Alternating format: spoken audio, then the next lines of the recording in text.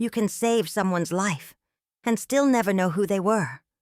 I know that sounds crazy, but that's exactly what happened to me. Because in war, we were trained to stitch wounds without asking names. And sometimes the man you save is the one your heart never truly let go of. I'm not here to tell a pretty story. I'm here to share a truth no one warns women who spend their lives caring for others. Not every love starts with words, and not every grief needs a grave. Sometimes all that's left is a look, a gesture, a silence that follows you for the rest of your life.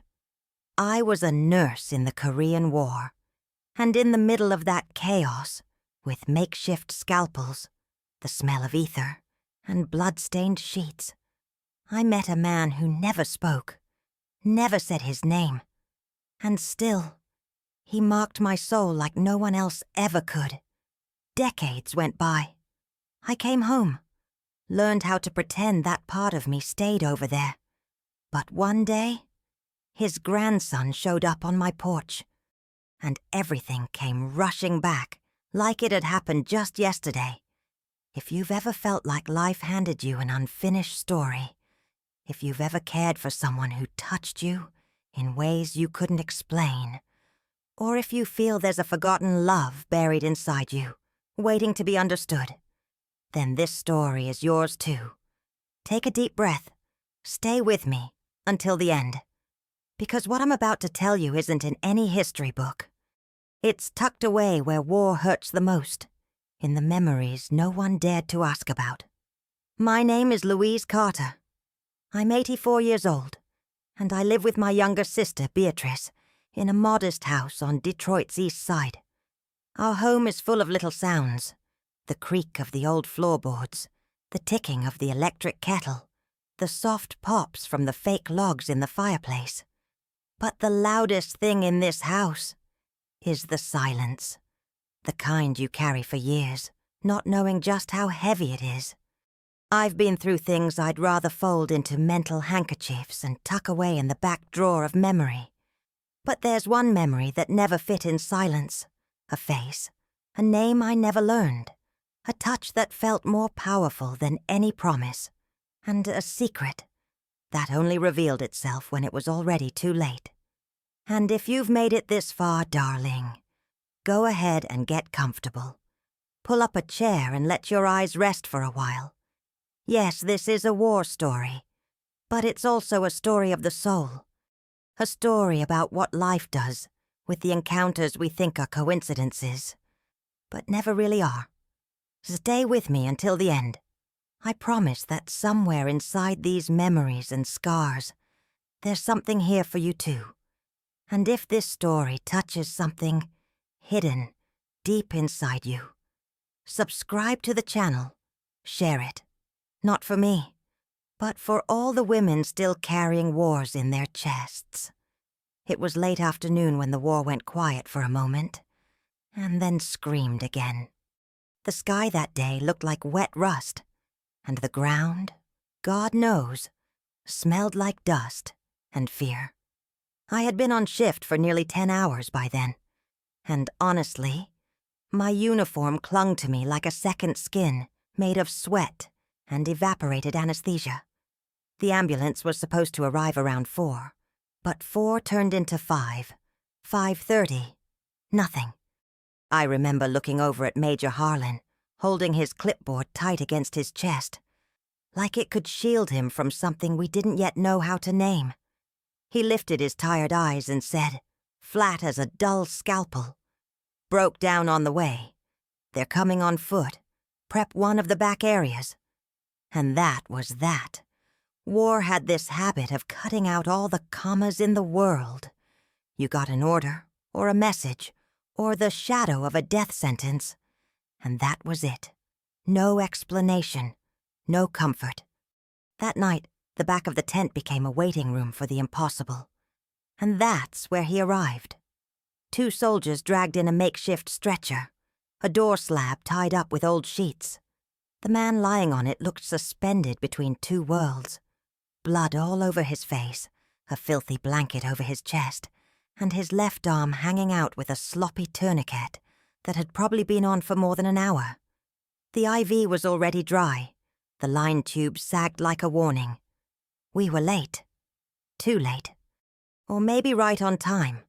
But only time itself would answer that. He was young. Barely 30. Maybe not even that. Sunburnt skin, eyes closed, expression strangely calm for someone dying. And I can't quite explain it, sweetheart. But the first thought I had was, this man knows pain. Not the kind that screams, the kind that whispers from the inside, like a soul that's been stitched up in a hurry. We transferred him to a clean cot, and I started what I've always called my silent war choreography. Gloves, forceps, gauze, needle, thread. No one speaks. We breathe together, hands moving like an invisible string quartet. That's one of war's cruel ironies. It teaches you to handle life with the same care as someone who's held too much death. I don't know how long I stayed with him. I remember it got dark. The overhead lamp buzzed that annoying buzz, and the smell of ether, dried blood and field smoke made a scent only as someone who's lived war would recognize or dream about. What was strange is that he didn't speak, not even a groan, just breathing. And between one breath and the next, he'd squeeze the hand I kept resting on his chest. A small gesture, but in a place where death is the background noise, it meant everything. I spoke to him softly, like I used to talk to my father at bedtime back in Kansas City. Said things like, "You're gonna be okay. Hang on just a little longer. I'm right here, all right?" But he never answered. And in a way, that brought me peace, because sometimes in war, answers are worse than silence. At some point, I noticed he wore a chain around his neck, but the pendant was flipped over, covered in dirt. I tried wiping it clean with some gauze, but I could only make out 3 hurried letters. I never figured out the name, and maybe that was for the best. If I had known who he was, maybe I would have been scared to care. That same night, when the shift changed and the tent filled with the scent of the living, those who'd made it through, I went back to him. His fever had spiked, his body shook. The fingers, once warm, were now cold, like trench metal. I sat beside him and started to sing. I don't even know why. It was an old song, one my grandma used to hum when someone in the village lost a child. A tune that blended promise with goodbye. He didn't react, but I swear on everything I love. At the end of that melody, he squeezed my hand one last time, and I cried. But I cried inside, because nurses in war learn to cry without salt, tears that flow inward, soaking the heart, not the face. He stayed with us for 3 more days. No one came looking for him. No records, no story, no hidden letter in his pockets. One day I came back from the kitchen with soup for Private Parker, and his cot was empty, folded neatly, clean, like it had never held anyone. And next to it, just a photograph. One of those old yellowed ones, edges curled, like someone had dropped it by accident. It was him, but his face was turned to the side, and before I could tuck it away, a lieutenant picked it up, saying it was personal material and would be sent to triage. I never saw it again, but I kept seeing him. For years I saw that man in dreams, in shadows, in window reflections, and every time I did, I'd wonder, who was he? And why, among all the men who passed through my hands, was he the only one who stayed in my veins? This war story started with a broken stretcher. But it never ended, because sometimes the people we meet are placed in our path by a fate armed with mystery. And when that happens, time bends. If there's anything crueler than death in war, it's having no name. In that makeshift hospital, surrounded by stained tents and uneven ground, where time slipped away with the blood, We all knew that nothing was more precious than a name. A name was more than a word on a file. It was a passport to still exist. It meant someone could claim you, cry for you, remember you. But he had no name, no ID, no tag hanging from his neck, no number stitched into his uniform. Nothing. Just a handsome, tired face and a small scar cutting across his chin, like a poorly written comma between one story and another. They said he might have been a displaced soldier, or maybe a civilian caught in the crossfire, someone who borrowed a uniform to escape, or worse. They said he might have been a deserter, and I remember how that word stung in my ears. Deserter.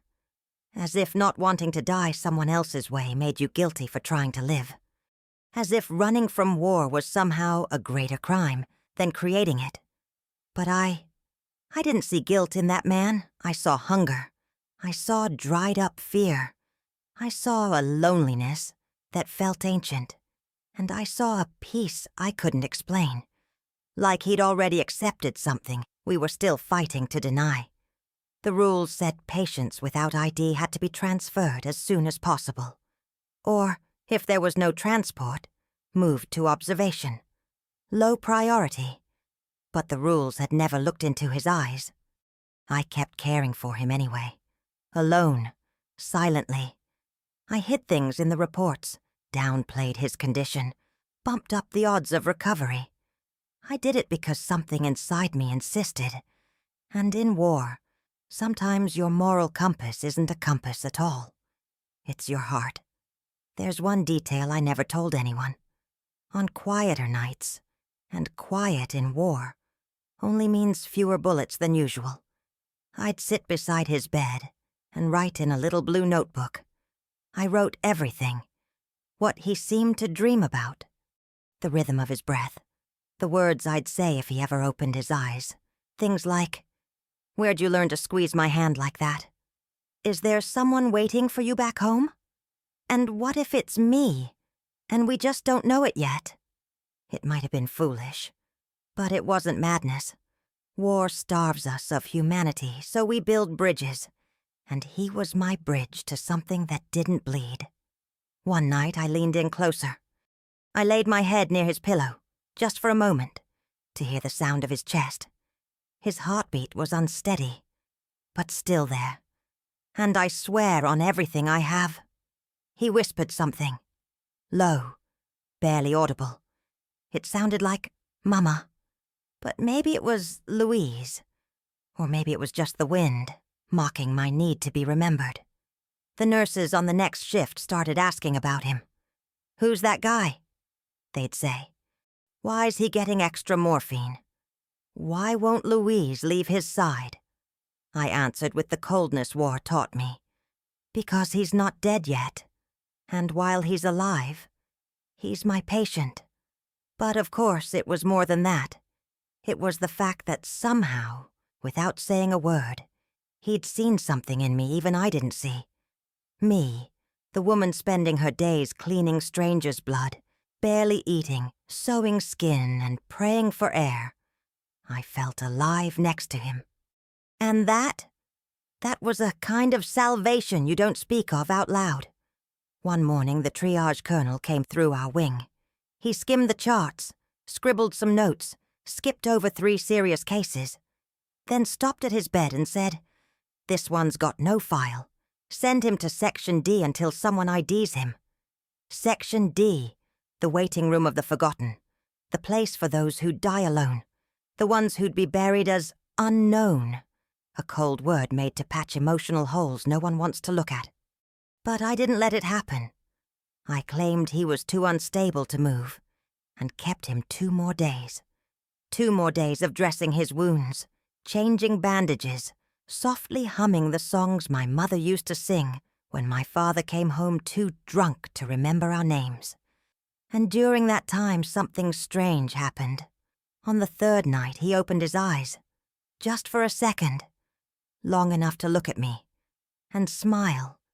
It was a weak, lopsided smile, one made from the corner of his mouth and the strength of his soul. but it was his. And it was enough to make me cry for the first time in weeks. I cried like a girl recognizing her mother in a crowd. I cried with the certainty that in this man with no name, there was a piece of me I hadn't met yet. After that, he slipped back into fever, never woke up again. His transfer to Section D was scheduled for the next morning. But when I got there, he was gone. No one could explain. Some said he died and was sent to the ID tent. Others claimed he woke up and ran. Unlikely, but not impossible. The file stayed blank. His name never came. And all that was left was a silence no one dared to fill. But I didn't forget. Because war stories are like that. They seep into your soul through the smallest cracks. And stay there, hidden, waiting for someone, even if it's too late, to figure out who the man was that held your hand in the dark. The days that followed felt like carbon copies, identical in shape, but a little more fragile with every new impression. Life in the field hospital moved on with ruthless rhythm. Bodies arriving, some leaving, others simply staying, suspended between life and death like leaves caught in barbed wire. And he, that nameless man, was one of those leaves. I cared for him with a kind of tenderness that wasn't always allowed, and even when I couldn't be by his side, I'd watch from afar, counting the spaces between his breaths, waiting for the slightest sign of change. The other nurses started avoiding him. There was a discomfort that surrounded him, like his lack of identity was contagious. The truth is, no one likes dealing with what they can't classify. A man without a name unsettles people. It shakes the foundations. It defies military logic where everything has a number, a rank, a deadline. And maybe that's why he became my secret. My small, silent miracle in the middle of the chaos. I'd talk to him as if he could hear me. And sometimes, just sometimes, I swore he responded. A flutter of the eyelids, a confused murmur, that subtle way he turned his head toward my voice. It was so delicate that if I told anyone, they'd say it was just exhaustion playing tricks. But I know what I saw, and I know what I felt. One especially heavy night, after an air raid that lasted longer than it should have, I came back to the smoke-stained, blood-smeared tent and found him calmer. The fever had eased. His face looked cleaner, more relaxed, as if some invisible weight had been lifted. I approached with a warm towel to wipe his neck like I did every day. But something different happened. As I turned the blanket slightly to change the dressing on his side, something slipped from the mattress. A small piece of paper, folded, damp. I picked it up carefully. It was a photograph, worn, faded, its edges cracking with age. It showed a child, maybe 5 years old, standing next to a smiling woman in front of a wooden fence. There was something familiar in that smile, something that unsettled me. I folded the photo slowly, almost ceremoniously, and tucked it into my coat pocket. I planned to give it back to him later, if he ever woke up, but I never got the chance. Not 15 minutes later, I was called to an emergency. 2 wounded soldiers on the nearby road. When I returned, the tent was quieter.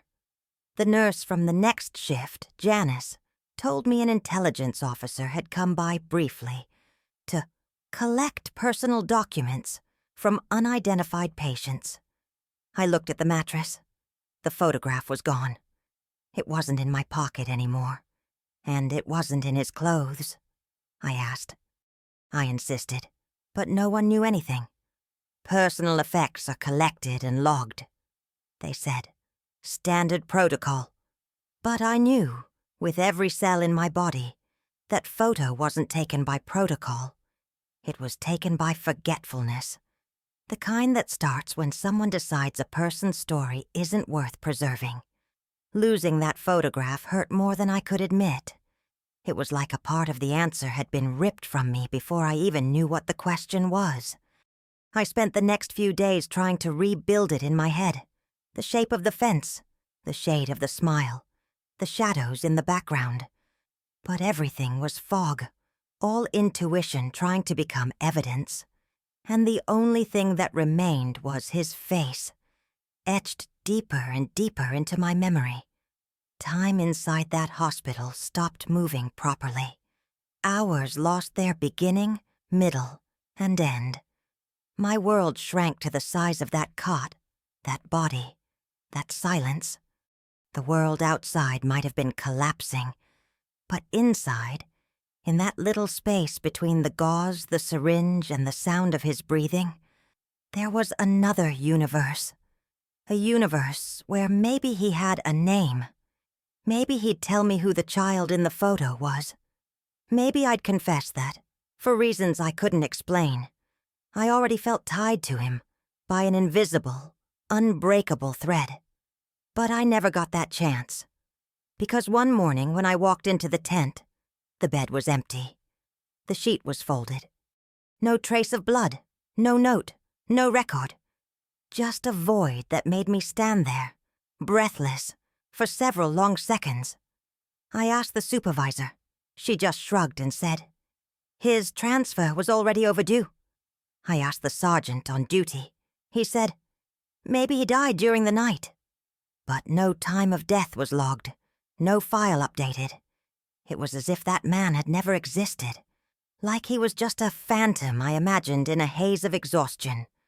But he wasn't. He existed. I touched his skin. I felt his fever. I heard his breath. I held his hand. And when, many years later, I found that photo again, in a place I never expected, I knew. He wasn't a delusion. He was real. And the war story that started in that tent, soaked in chloroform and quiet death, didn't end there. On the contrary, it was just beginning to unfold. Coming home after the war wasn't like walking through a door. It was like trying to slip back into a dress that didn't fit anymore. The city felt smaller, the faces more distant, and the sky, well, the sky no longer matched the color of my eyes. Kansas City was exactly the same, with its wide avenues and church bells ringing on Sundays. But inside me, everything was out of place. My body carried marks the uniform had once hidden, and my mind was a minefield of memories no one around me could understand. My parents welcomed me with a lukewarm dinner and shallow questions. "So, how was it? Everything go okay? Did you sleep on the ship?" I answered with a smile that never reached my eyes. No one wanted to hear about rushed amputations, about screams slicing through the night like razors, or about that man, the man with no name, who still lived in my memory like a shadow that refused to fade. I went back to working as a nurse at a local hospital. Civilian routine felt almost absurd after everything I'd seen. Hallways too clean, too quiet.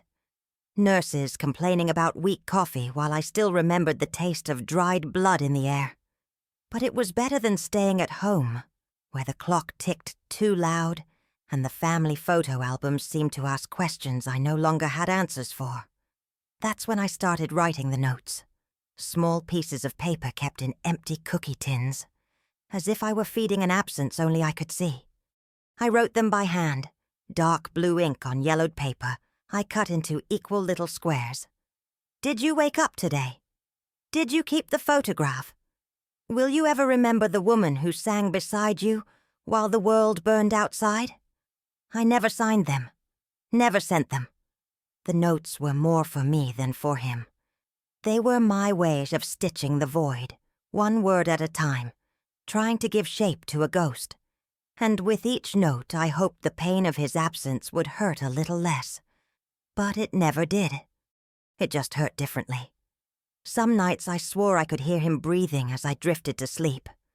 Other times I'd run my hand across the quilt like I was searching for something I left behind in another life.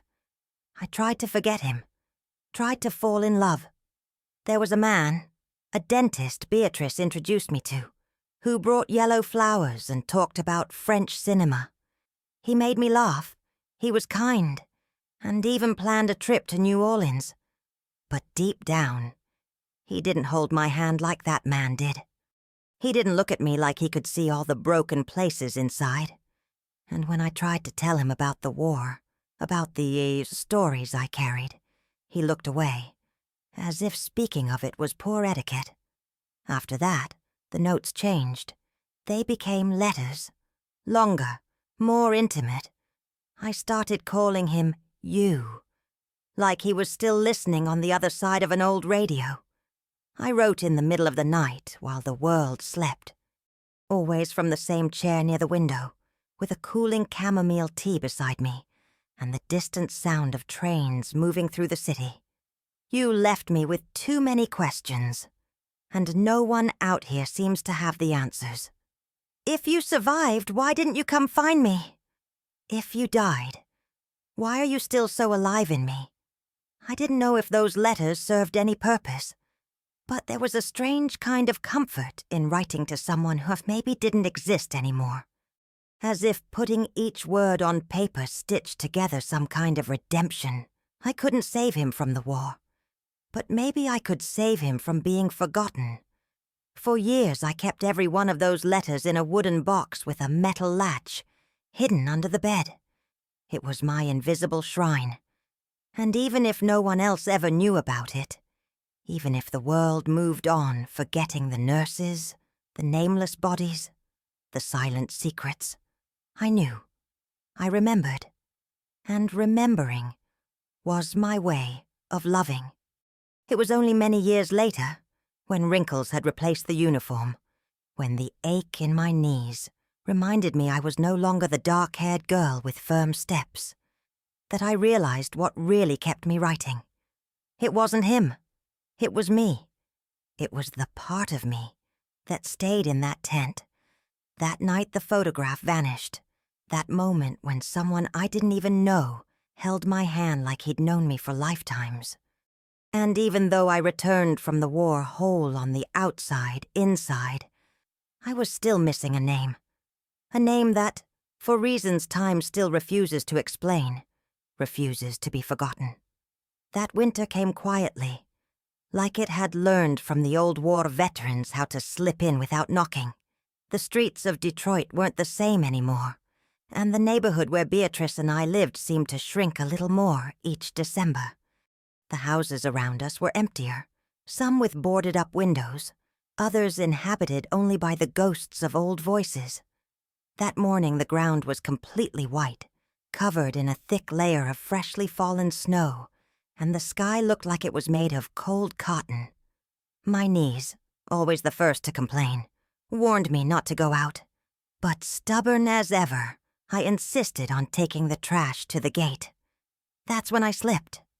I didn't fall all the way, but I landed in that humiliating limbo between a stumble and a scare, one hand on the railing, heart pounding like I was back in the triage tent of the war.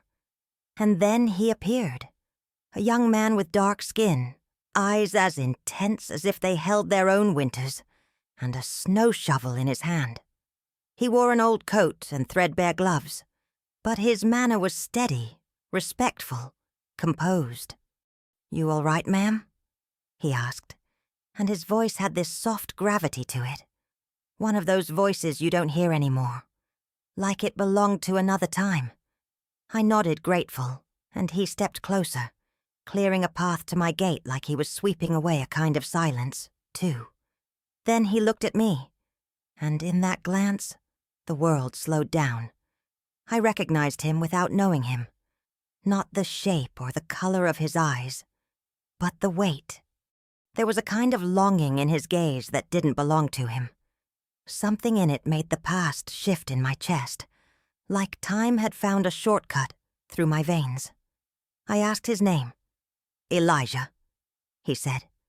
And when he smiled, still a little shy, something inside me cracked. It felt like I was standing in front of a memory I didn't remember storing. I thanked him and asked if he'd like something warm. Coffee, maybe some tea. He hesitated, then accepted, and sat with me for a few minutes on the covered porch, Said he lived a few blocks down, worked shoveling snow in the winter, and helped out at a community market in his spare time. I asked about his family. He told me he was raised by his grandmother. "She passed last fall," he said, and the silence that followed seemed to stretch across the entire street. It wasn't just grief. It was reverence. Like that woman who raised him was still there, sitting between us. I wanted to ask more, but held back. The cold was beginning to bite through my bones, so I invited him in to warm his hands. Inside, he was drawn to my old bookshelf, thumbing through a poetry book with care. He told me his grandmother had one just like it. "She used to recite this one all the time," he said, flipping to a page about absences that remain even after everything else is gone. Then he turned the book over and showed me the back cover. She embroidered his name here. It was her father's, or maybe her uncle's, I'm not sure. He disappeared in the war. I lowered my gaze.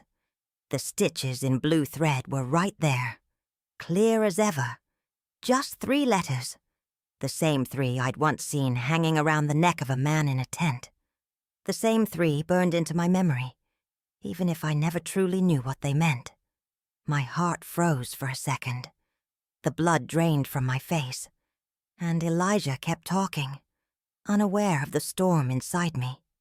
She used to say that man saved her soul, even though he never made it home. She called him her beautiful secret. That's what he said. Beautiful secret. And it wasn't just poetic. It was like someone had opened a drawer inside me I didn't know existed. Elijah had no idea what he had just handed me. But I knew. Those 3 letters, that gaze, that book, that grandmother, they were all pieces of a war story that didn't just belong to me. It belonged to him, to her, to all of us. And even without fully understanding, I knew. The man I'd cared for in that hospital, the man without a name, was closer than I ever imagined. Elijah finished the last sip of tea and said goodbye with warmth, promising to come back the next week to finish clearing the yard. I stood there long after he left, hands still warm from the mug, heart burning with recognition. In the eyes of a stranger, I had just seen the reflection of a memory I once swore was mine alone. And maybe, just maybe, the emotional story I began living over half a century ago wasn't over yet. Elijah came back 3 days later, just like he promised, with that same gentleness in his movements, and the snow shovel resting on his shoulder like a cross too light for the weight it truly carried. The sky that morning was a dull gray, the kind that hints at light snow and heavy thoughts, and Beatrice had left early for the market, so the house was wrapped in a silence that seemed tailor-made for memories. When he walked in, I noticed he was holding a simple package, craft paper tied with string, and a quiet smile on his lips. "Found this at my grandma's house. Thought you might like it," he said. It was a notebook, hardcover dark green, with a few rust spots along the spiral. And when I opened it, my heart stumbled. The first pages were filled with steady handwriting, small slanted letters, words about fields, pain, fever, silence. But what shook me most was the smell of the paper. It was the same smell as the tent, a scent you don't find anywhere anymore. The smell of dried sweat, distant smoke, old ink, and loneliness. Elijah looked at me expectantly, and I had to hide the trembling in my hands. "She wrote about the war?" I asked. He nodded. "Yeah, but not much. Mostly about a man she said she cared for like he was hers. But she never knew his full name, just the initials, JMR. My entire body froze. I remembered the tag that once hung around his neck, stained in blood, partially illegible, something like something R. Back then it seemed meaningless, just a smudged piece of metal. Now it was a key. Elijah went on, telling me his grandmother kept few pictures of him, but many words. Said that man taught her more about life in 3 days of fever than most had in decades, and that he left her something. A small handmade notebook where he scribbled verses while recovering. Verses she had memorized, even if she never fully understood them. I asked, voice already cracking, if I could see that notebook. He hesitated, then nodded. Brought it too. Just felt like, I don't know, like you might understand. When he placed the notebook in my hands, I knew. Not because of any specific phrase, not a date, not a signature, but the feeling. The pages, yellowed and worn, had the exact texture of memory, the kind of paper that absorbs more than just ink. I read one of the lines aloud, without even thinking. It was a short poem, written in free verse, but it felt like the structure of a memory. If I wake up and it's still dark, touch my hand with your voice. If I open my eyes and it's the end, tell me I was never alone.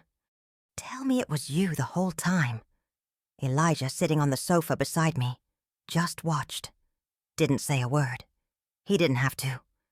I was reading words that, in some way that made no logical sense, had been written for me. I turned to the back cover, almost instinctively, and there it was. The embroidery. Blue thread, a little frayed at the edges but still clear. LC. My initials. Mine. I tried to take a breath, but the air wouldn't come. It was like my body knew before my mind did. Like my soul, quietly, had opened a drawer that had stayed locked for over 50 years. Elijah looked at me, a mix of awe and reverence in his expression, and said softly, "She always said she didn't know how he knew your name, but that during his fever he'd say, 'Louise,' like it was the last beautiful thing he remembered." My eyes welled up, but I didn't cry. There was a dignity to that moment that asked for silence. It was as if every thread of this emotional story was finally being stitched together with the same care a nurse gives to the final sutures of a wound. And as much as it hurt, it was healing too. Elijah asked if I had known him. I nodded slowly. "I did," I said. "But I didn't know it until now. He didn't ask anything else, and I was grateful, because there were questions even I didn't know how to answer." We sat there for a few more minutes, in silence, flipping through pages that felt sacred. Then he said he had to go. Before leaving, he handed me a small wooden box he'd found with the notebook. Inside was a locket, and when I opened it, I saw the same photograph that had once vanished from my tent, the smiling woman and the child by the fence. It was intact, untouched, like time had spared it, knowing it held too much memory to be forgotten.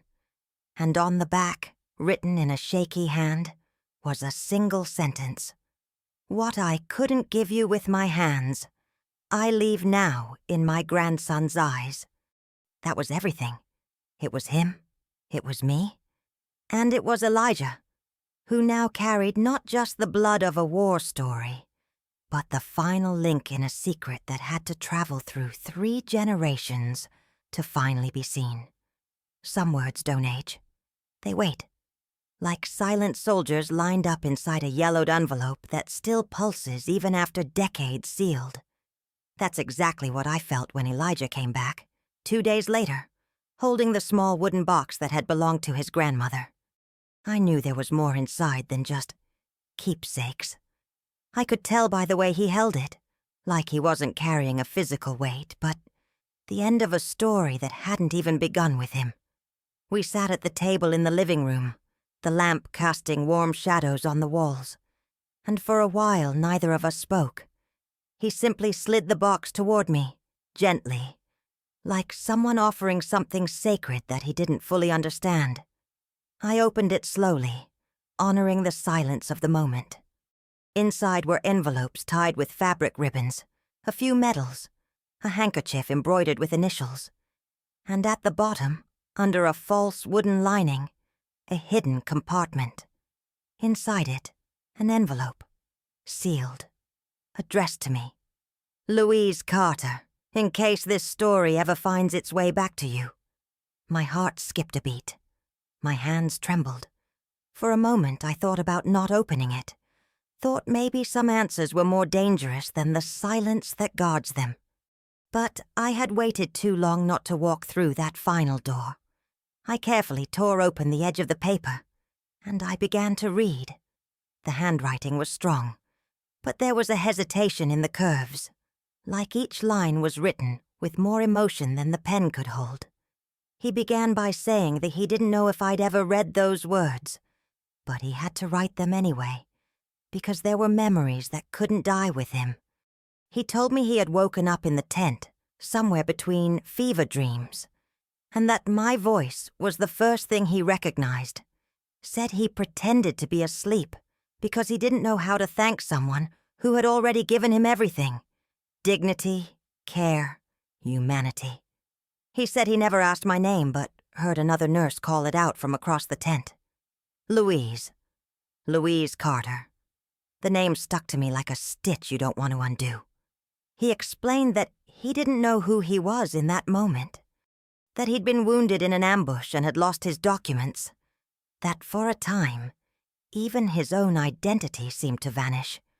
But during those hours I spent beside him, something came back, something lit up. He wrote, "You returned me to myself. No one had ever done that before." My chest ached as I read, as if the words weren't just traveling through time, but through my body too. He went on to say that he was transferred before he could say goodbye, that he tried to come back to the field hospital weeks later, but everything was already dismantled, and the names archived or lost, that he returned home carrying the image of a woman he never saw again, but never stopped looking for. He said he searched for my name in records, nurse rosters, local newspapers, even wrote letters to 2 different Louise Carters with no response. But he kept the letter, the one he was writing in that moment. Kept it because even if I never read it, it would still be true. And at the end, he wrote, "Maybe you've forgotten me. Maybe you no longer remember the dirty face that looked at you like he saw his entire life in 3 seconds. But if somehow this letter found its way to you, know this: I heard you, I felt you, and in every life I lived after that night, I carried you with me." The final words were just 2, written in a trembling hand. Forgive me. I don't know how long I sat there, motionless. Elijah remained silent. He knew. Somehow, in the way only invisible bonds can explain, he understood that this moment was mine, that this letter, this war story, this secret, had finally found its keeper. I stood up slowly, as if 50 years of ghosts were riding on my shoulders, and walked to the shelf where I'd kept an empty picture frame since I came back from Korea. I placed the letter inside, closed the glass, and in that simple act I finally understood what it meant to keep a memory that no longer had to hurt. After I read the letter, I spent days with my voice caught in my throat. Not with tears. Strangely, they never came. But with words that never made it out. Sentences spinning in circles inside my head, unraveling before they reached my mouth. I've never been good at speaking about the things that cut deepest. I've always preferred long silences, small gestures, the almost invisible kind of care you learn in war. Maybe that's why, over the years, I wrote so many notes, so many unsent letters. Maybe I've always feared that saying something out loud would make it too real. And real things have always had a habit of hurting more than imagined ones. In the days after that revelation, I tried to write a reply. I pulled out the same blue notebook where, decades ago, I'd scribbled the words I wanted to say while tending to that sleeping man. I opened to a clean page, and nothing came. The pen trembled in my hand, like it had aged too. I knew what I wanted to say, but I didn't know how. How do you thank someone who carried your name inside them their entire life? How do you answer a letter that was written without any guarantee it would ever find its way? How do you stitch a war story closed when the fabric of memory is so worn through? I paced the house in slow circles, touching objects like they might offer meaning, like they might finally speak. I went to the old typewriter, one I hadn't touched in years, and sat with my back straight, just like I used to when I was a nurse, typing reports in a hurry, trying to bring order to chaos. I fed a fresh sheet of paper, took a deep breath, typed, "Dear," and stopped. I stared at the word like it was an abyss. He had never been dear on paper. Not really. We never had the time for that. There were no hands held on quiet streets, no whispered promises at dusk. Just 3 days and a lifetime. I deleted it, started again. You. But you felt too cold, too formal, like a letter from a bank, not from the soul. So I gave up, closed the typewriter lid gently, like ending a ceremony without flowers. Maybe I would never be able to write to him, but I could write about him, and that's what I did.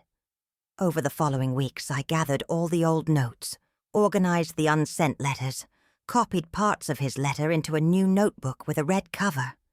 I called it Survival Log, because that's what it was. A quiet testimony of what we went through, without name, without map, without destination. I wrote about what it felt like to touch his skin for the first time, still covered in blood, and feel like that body already knew mine. I wrote about the fear that bloomed in me when I realized I cared too much. I wrote about the moment the photograph disappeared from the tent, and how I spent years trying to remember that smile without knowing if it had been real. And I wrote about Elijah, about the way he looked at me on that frozen sidewalk, about how his voice stirred something I thought I had buried alongside so many others in my memory. Elijah was the last page I didn't know was missing, the period at the end of a sentence that took a lifetime to write. He carried the blood of a man who never knew he loved me. Or maybe he did, but never had the courage to say it. And that was enough. There was a strange peace in knowing that everything I lived wasn't a figment, that the bond, that emotional story, that war story I thought existed only inside me, was part of another family, another timeline. Elijah, without knowing it, brought back something you can't explain, only embrace. And even though I never managed to write that letter back to the man in the tent, I did something I had never done before. I wrote my own name, Louise Alma Carter, every letter, every ache, every memory. And at the end, I wrote 3 words that may have been all he ever hoped to read. I remember you. Because in the end, that's what saves what time tries to erase. Not forgiveness, not closure, memory. The living, aching, beautiful memory that someone existed. And even if they passed through our life in silence, they left marks far too deep to be forgotten. The photograph sat on the table for weeks, next to the teacup, in silence. I looked at it every day, always at the same hour, when the sun came through the living room window at just the right angle. So soft it seemed to ask permission to touch the things inside. The light moved through that image with a kind of tenderness that disarmed me. It wasn't grand. Nothing about it was remarkable.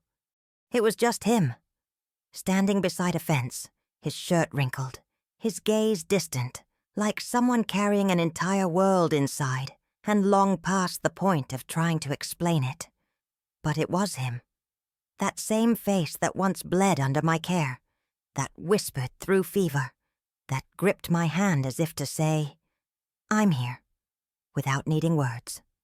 The first time I touched the photo after the letter, I was afraid. Afraid that looking at it would break something inside me. But it didn't. Quite the opposite. The photograph gave something back I didn't even know I had lost. Presence. And there, in the quiet of my living room, among books, cold tea, and the muffled ticking of the old clock, I decided it wasn't fair to keep him hidden in boxes anymore. He deserved to exist, even if only for me.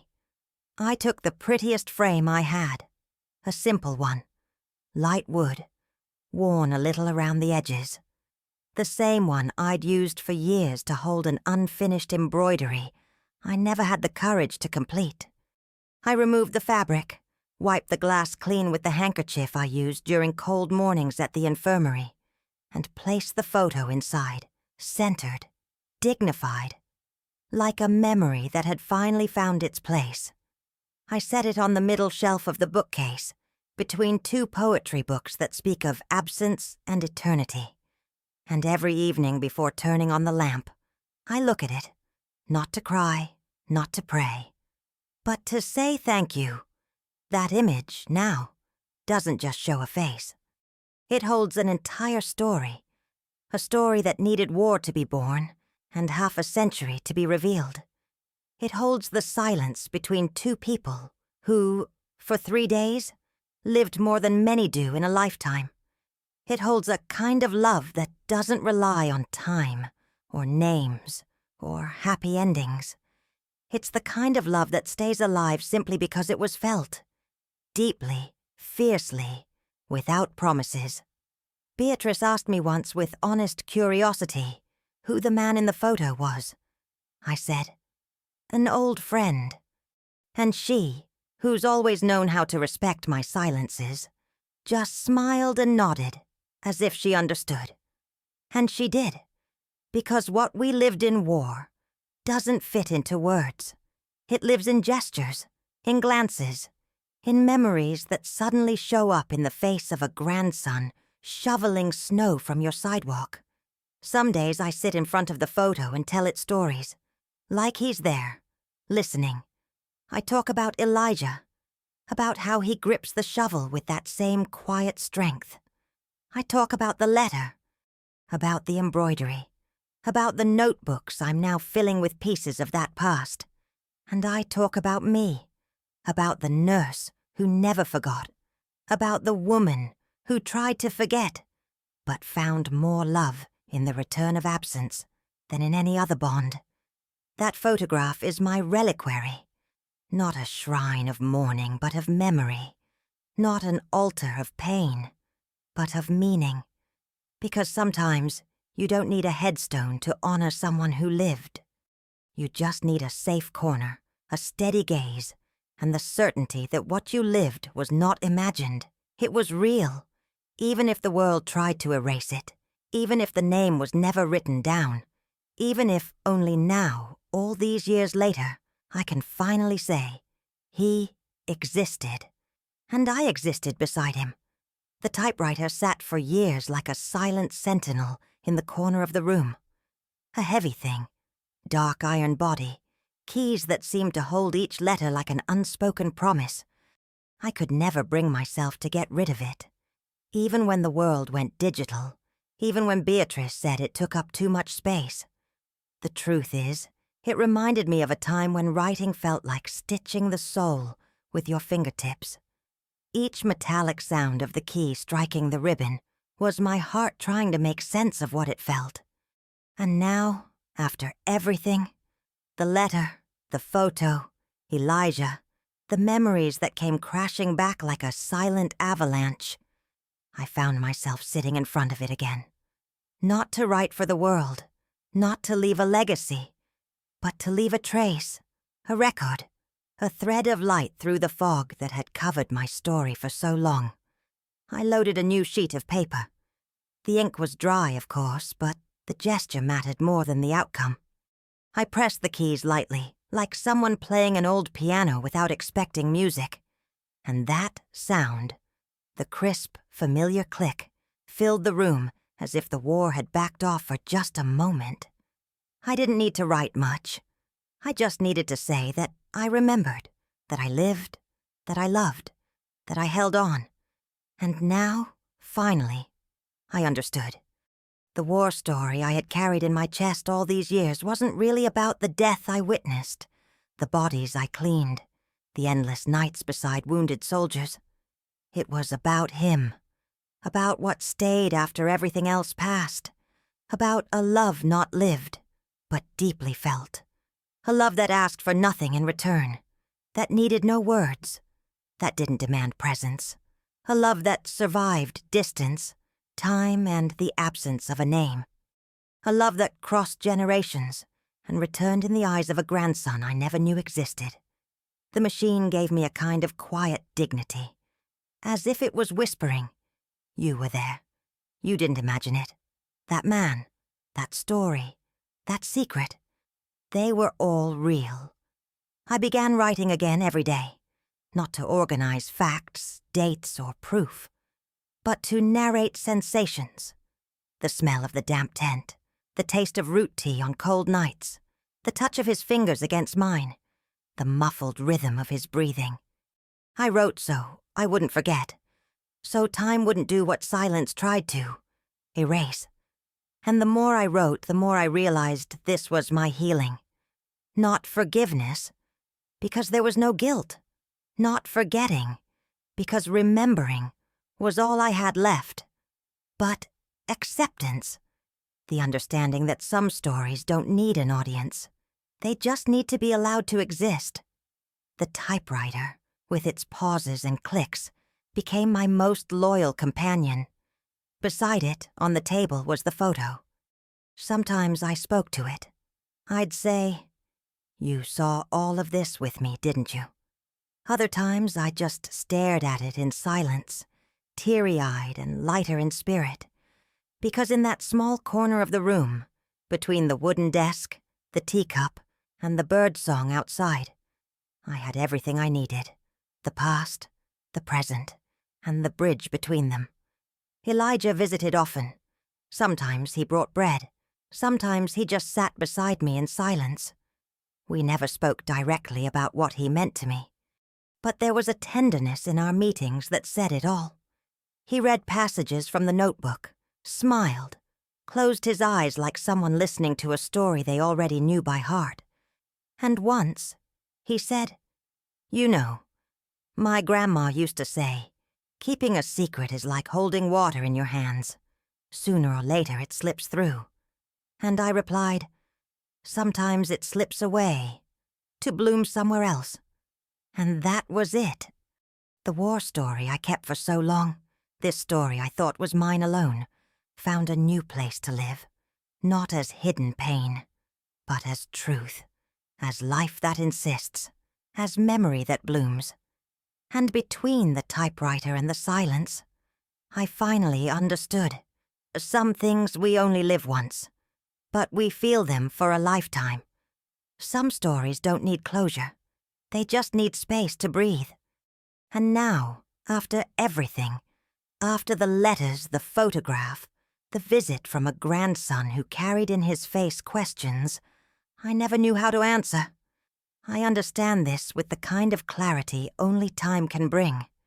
The love I lived, even in silence, was whole, even without a beginning, even without a name, even without a final embrace. I kept that story like one keeps a broken object, not because it still works, but because it means something too sacred to throw away. A secret, a memory, a kind of invisible altar within me.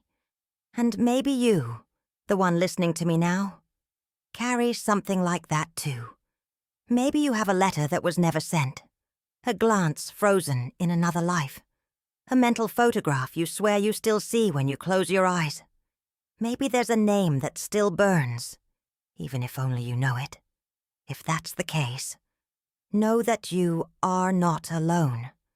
Because this is the truth no one tells you. The world is full of war stories, some with rifles and trenches, others with silences, departures, and absences we've learned to call normal life. But every woman who loved in silence, who cared without being seen, who survived without applause, fought too. She wore a uniform, even if it was invisible, and her story deserves to be remembered.